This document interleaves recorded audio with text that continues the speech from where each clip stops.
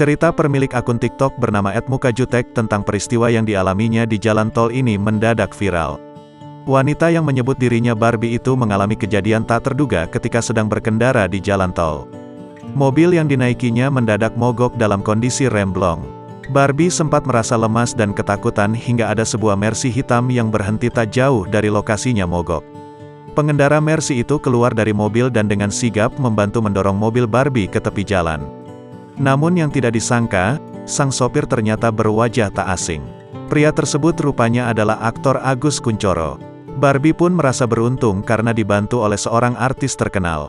Ia memuji Agus Kuncoro yang tak segan turun dari mobilnya dan langsung membantu. Berikut cerita yang diunggah oleh Barbie, kejadian pagi tadi jam 5.30 waktu Indonesia Barat. Ketika mobil kita tiba-tiba mogok di tengah jalan tol dengan kondisi remblong. Astagfirullah, lemes sok, tulis Barbie. Barbie merekam momen ketika Agus Kuncoro memakai kaos tanpa lengan turun dari mobilnya. Artis yang berhati mulia sekali tanpa segan berhenti, turun dari Mercy untuk bantu dorong. Terima kasih banyak wahai orang baik, berkah selalu, lanjutnya. Video yang diunggah Barbie kini menjadi viral. Hingga artikel ini dimuat, video tersebut sudah ditonton 4 juta kali.